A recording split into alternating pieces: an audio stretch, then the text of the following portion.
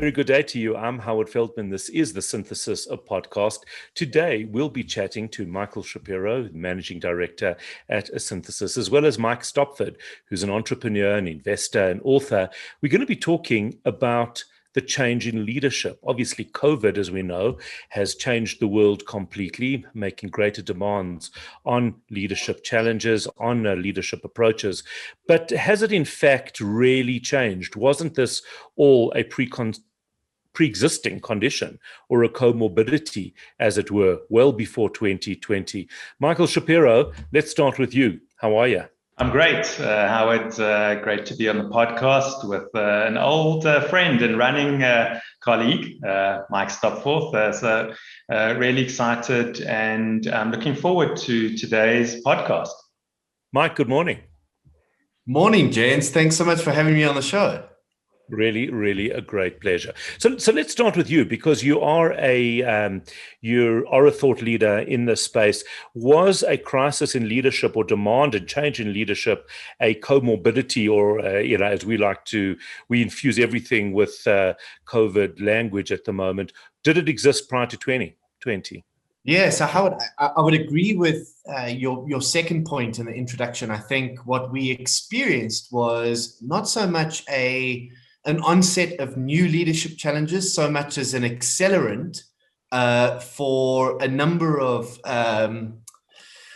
challenges that I think leaders were already facing: a changing workplace, an evolving customer, the digitization of platforms and channels, complexity, even on a philosophical level, the ideas of impact and profit. And what's happened, I think, is a lot of the things that we had the luxury of, I guess, putting on the back burner from a priority perspective suddenly became urgent and really important. And so leaders, I think, that already had a predisposition towards considering those as important factors in the way they designed their organizations and did their work have adapted really well. And then I think there are others who found it extremely disquieting and uncomfortable.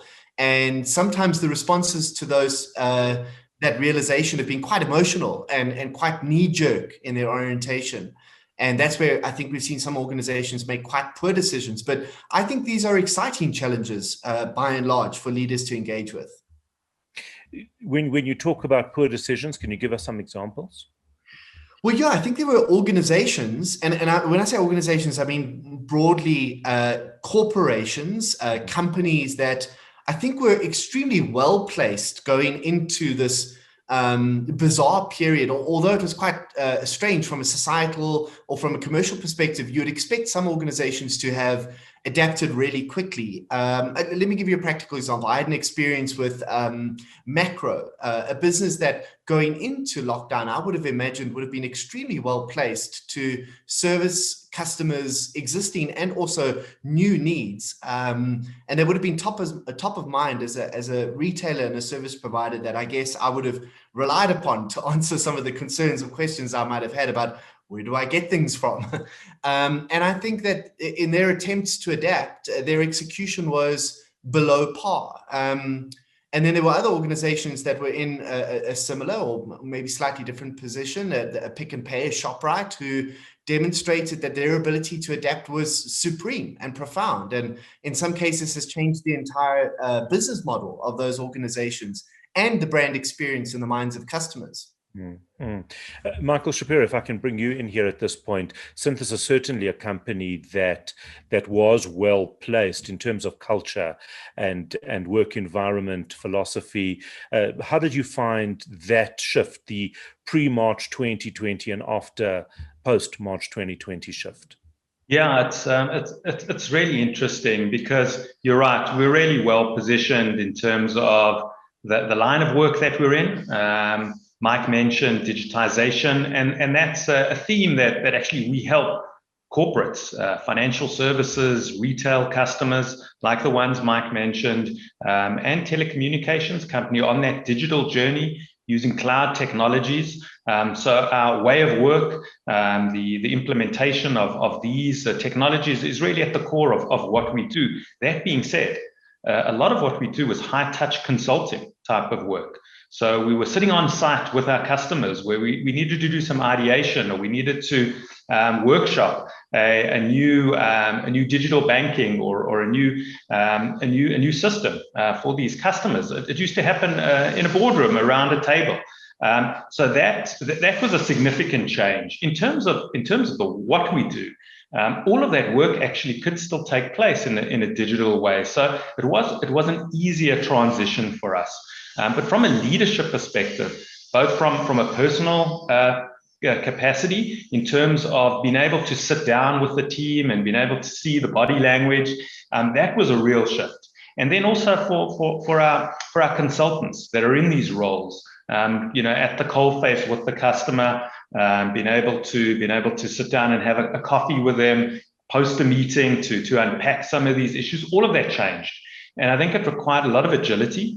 It required a lot of new skills. Certainly people got used to Zoom and Teams meetings. And certainly from a team perspective, it actually, even though some of the elements of being able to be a dynamic leader and sit in front and do some of the cheerleading in front of a group, that went away.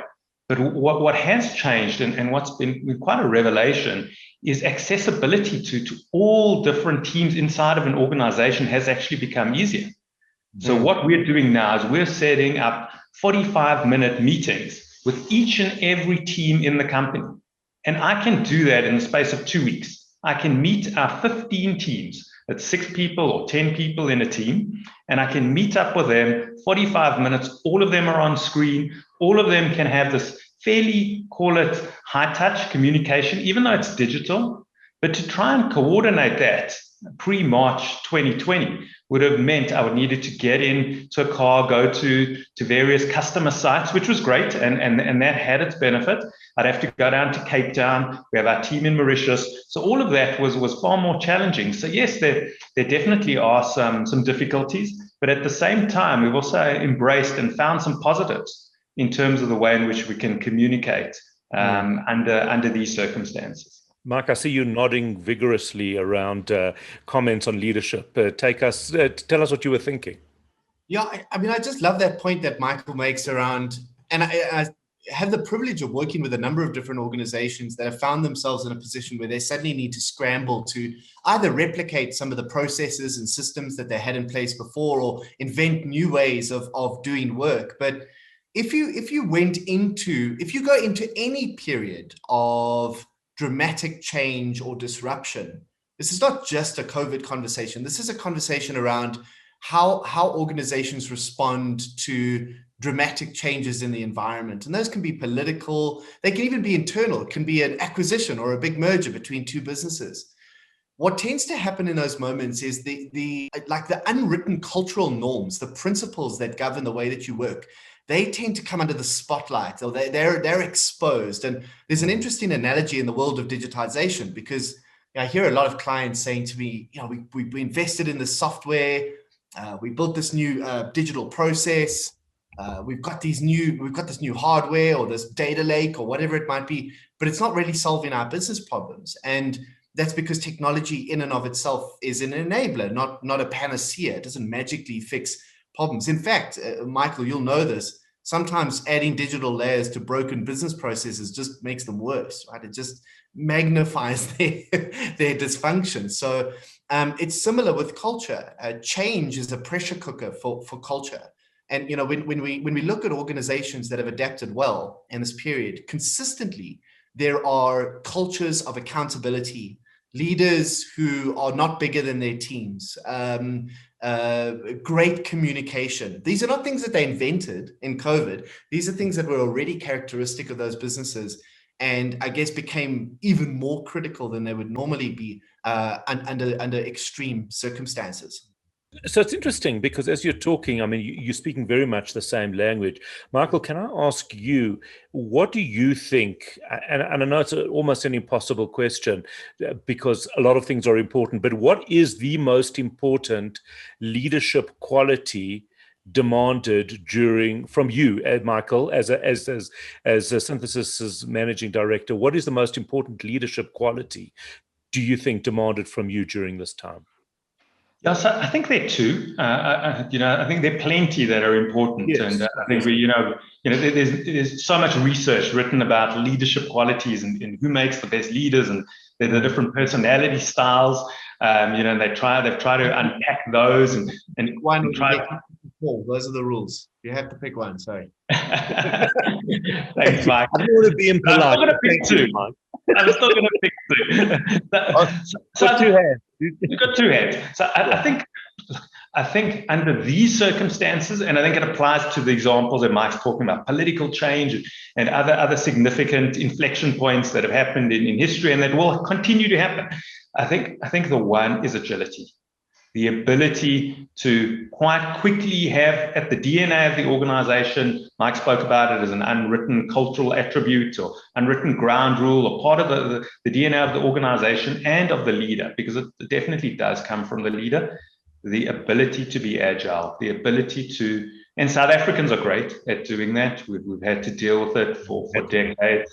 And I think that makes, when there was the internet, the advent of the internet, and when there was, the 2008 financial crisis, and I think leaders that have been agile, organizations that have been agile, certainly have adapted. When the railroads came in, shipping companies had to change the way, etc. So I think a lot's been written on that. I think definitely this has put a pressure point on that agility. But the other one, I think for me, and that's why I do have to give two, I think was positivity.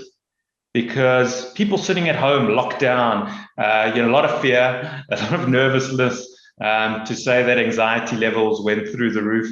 Even if they didn't go through the roof, there's just been a low-grade level of anxiety for the last 10, 11 months, and positivity, and trying to put across that positivity in many different ways.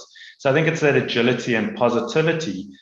For me, I think were the major requirements, and I think major factors of leaders that have been able to transition through this period. Mike, I know you've only got one because you were you were a bit of a show-off around that, I could tell. So what is your one answer?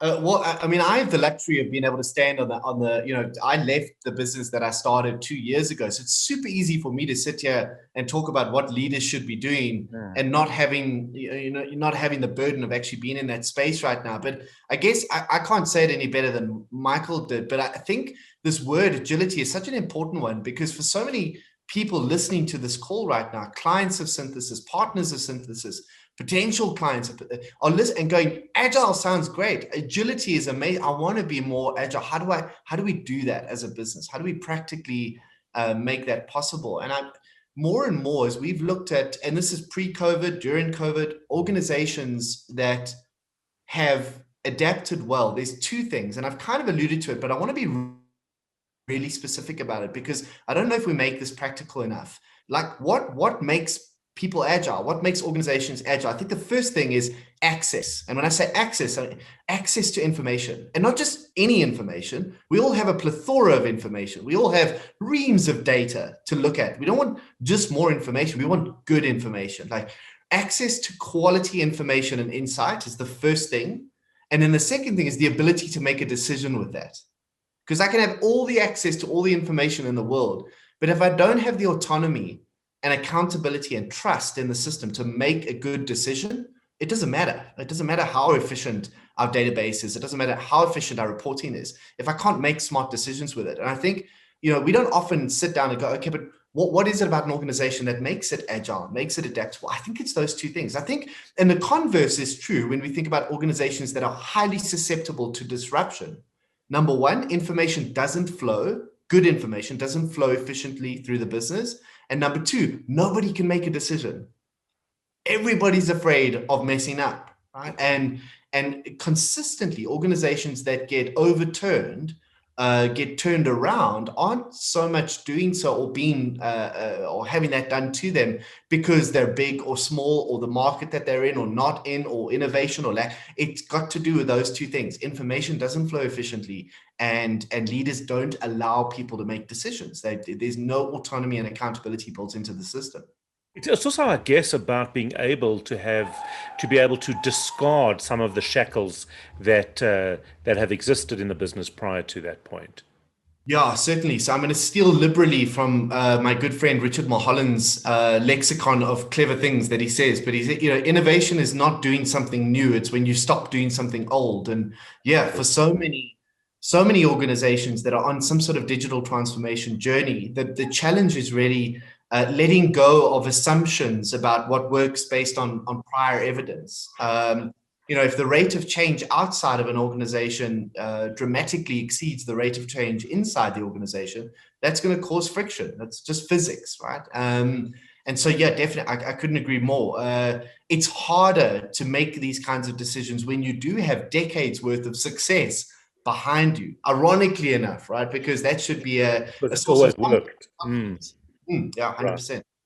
So, Michael, how do you decide? What do you hold on to, and what do you let go of? We see this changing in terms of remote working, in terms of people. We don't know what the new environment will look like in a year or two's time. But how do you go about making these decisions and deciding what to let go of and what to embrace in terms of change? Yeah, so I think Mike articulated it well, and it's something that we strive for.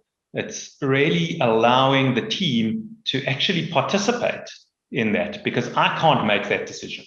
The organization has evolved to a point where there's so many different touch points, and there's so much going on, and at very highly sophisticated levels. So we endeavor to have an holacracy, to allow for that decentralized management, to ensure that it's ever evolving. The right person that needs to make the call must make that call, and that person needs to feel that there's an atmosphere of trust, and that if the decision is wrong, that they won't be that the consequences are shared by everyone. That old analogy. We always talk about failure.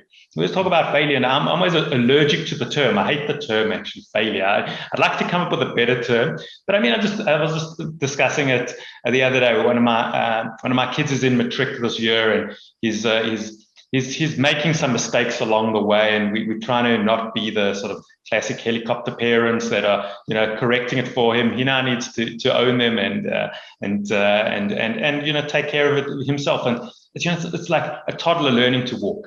Which toddler stood up and walked perfectly the first time? No one.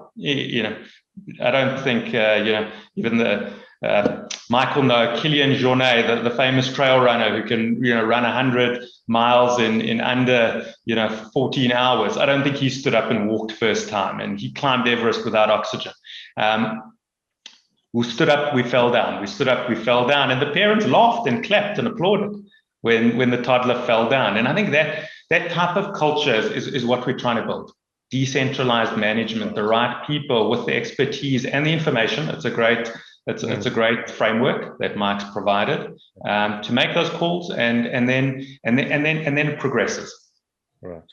Mike, what do you think the trends are? What are we going to see shifting in the future? And by future, I mean within the next year. Yeah, so when I think about trends, it's a big space, right? And there are so many macro trends that are impacting on the way that we build businesses and do work at the moment. And I'm not nearly qualified enough to comment on all of those. It's actually very difficult just to keep track of what's happening locally, never mind on a global level. But when I think about trends, I think quite specifically about leadership and how what skills we're going to need to acquire as leaders that we haven't either valued as primary skills for leadership in the past, or are completely new considerations for us. So one of the first things I think leaders are having to think about is this idea of a system, and that there is complexity to my organization and its value chain and my stakeholders and my customers that exists beyond the four walls, virtual or otherwise, of my organization, and into the communities that we impact, and into the localities that we operate in. And there's just, one of the things that COVID has taught us is that no matter where you are in that system, you do depend on other people making smart decisions, and their choices have consequences for you or not. And it's so important that we start thinking about our businesses in a more systemic way. So that's the first thing. And I think there is a skill to doing that, because thinking systematically, thinking in terms of complexity really does cost brain calories, right? Like it's like CrossFit for your brain. Nobody wants to do it. It's not fun, but it really does help refine our ideas. I think the second thing is along the lines of what we were talking about earlier on, is that there is an instinctive move towards digitizing solutions, properties, products, in the hope that it'll be a magical panacea, fix-all approach to either kind of creating new value in an existing customer base, or changing our employee experience, or whatever it might be. I think we're learning as leaders that we need to use digital rather to amplify the efficiencies of existing processes, rather than hope that they will magically fix broken ones. And there's a very subtle difference between those two, but I think it's key. And then the third one is this idea of, and it's kind of linked to the first point, but is being comfortable with contradicting ideas. Again, and I'm stealing liberally from Jennifer Garvey Berger's work in this space. She runs a fascinating business called Cultivating Leadership, and they look specifically at adult development theory and how that relates to leadership. And they talk about this idea of the self-transforming leader. You know, in business, we've always rewarded leaders who are like super sure of themselves, know exactly where they're going, they have a clear vision, never shaking, never changing. And I don't think you can afford to be that anymore. It's great, but like the world's just changing too fast. And I think the three most powerful words in leadership in the next decade are going to be, I don't know. Those are the three most. I don't know, but I'll find out, but we'll find out, but let's sort it out, but let's build it together. But we haven't traditionally rewarded the I don't know answer. We've considered it to be weak, and I consider it to be extremely strong. Saying I don't know, but I'll find a way is I think the defining characteristic of modern leadership. And I'm hoping that we're creating more leaders that are confident enough to say I don't know, but I will resource. I will net confidence, opportunity to fix that. That is the ultimate confidence, not feeling that, well, if I don't know, if I don't have the perfect answer, then isn't that really some of the trouble we saw with the Donald Trump leadership, that he never showed vulnerability when he became ill with COVID? If only for his sake he had shown vulnerability, fear, and humanness, I think things might have gone very, very differently to him. And that is really quintessentially the demand of leadership today, is that we want our leaders to be human.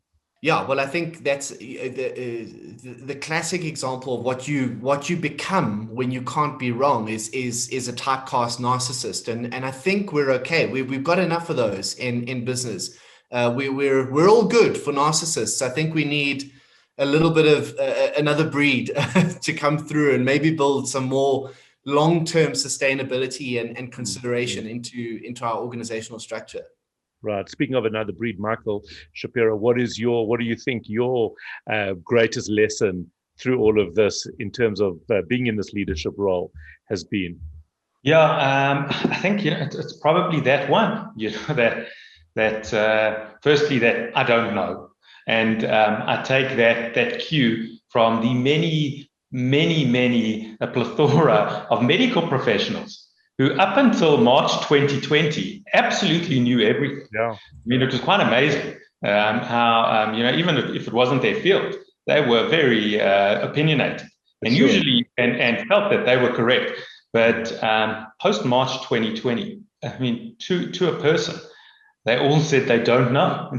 Do we do this? Some said don't take vitamins prior to that. Now vitamins is a very strict regime. You have to take vitamin D and et cetera, but they don't know. So I think that's been a lesson for me. It's okay not to know. If esteemed medical professional colleagues don't know, we can say that, but it's important to obtain the right support and obtain and to change. Things are allowed to change as new data presents itself. As we can be confident. We can be confident in a decision with the data that's at hand at that point in time. If the data changes, we must be confident enough to say we were wrong. The new data has presented itself. Let's change, and let's commit, but be comfortable and secure enough to be able to. And I think that's just been an ongoing theme for the last 11 months. Commit to something, new data presents itself. We're back in the office in January. Everyone was back in the office in January. Yeah. We had the plan. It was great. It was so exciting. Then rage happened. Then a second wave happened. And now we're all back at home. And that's okay, and hopefully we'll be back, in March, back in the office. And that's how it'll roll. Absolutely right. Michael, if I could just ask you for your last word, your thoughts for the year ahead, your takeaway point, somebody watching and looking for a little bit of inspiration. What do you share it with us? Yeah, look, I think as quickly as this situation came, it's going to go away. And, I'm not saying it's going to be, this month or whatever it is, but as quickly as it came, it is going to go away. So business has existed and has survived many previous catastrophes. And yes, different way of working, but the economies are resilient. Certainly our people are resilient. So that there's plenty of hope. There's plenty of opportunity under these circumstances. People that are agile, people that are positive, I think will certainly come through it much stronger. And the skills that have been learned and the humility that has been picked up will stand organizations, and definitely will stand leaders in their stead. Mike, your thoughts? Yeah, Howard, there's this narrative that in a time like this, in a moment like this, there are only certain types of organizations that can respond. And the rest of us are kind of doomed. And I really believe that's an unhelpful narrative. We've done a lot of work to understand what makes organizations adaptable. And again, it's got nothing to do with what industry you're in, how big or small you are, whether you're more digital or more analog. All of those things are kind of irrelevant. It's got to do with those principles we spoke about right at the beginning, that the brand of leadership you've got, the time frame for value creation, how information flow, those are the key things. And that means that any organization can adapt. It just means that the way that we adapt might be slightly different. So take comfort. We've all got opportunities. We've all got strategies that we can employ, tactics that we can embrace to, and I hate the word pivot, but to reorient ourselves towards new value. But it requires going, maybe some of the stuff that we've done isn't working anymore. Maybe we haven't listened as well to what our customers are asking for. Maybe our employees already have a ton of useful feedback that we just need to liberate rather than kind of, putting them into more confined silos. Those are some of the attitudes that I think are really changing how organizations and how leaders can liberate new value. And I think there's a lot of opportunity in that. So yeah, change is as good as a holiday, they say. And seeing as we can't go on holiday, we may as well change. I love that. It's a great way to leave it. Michael, thank you. Fantastic discussion, really informative, lots of takeaway points. I hope that you did enjoy this. This has been a Synthesis podcast. Please click subscribe below so that you can have access to this and future podcasts and, of course, everything that we bring you. Mike Stopforth, Michael Shapiro, thank you and have a great day.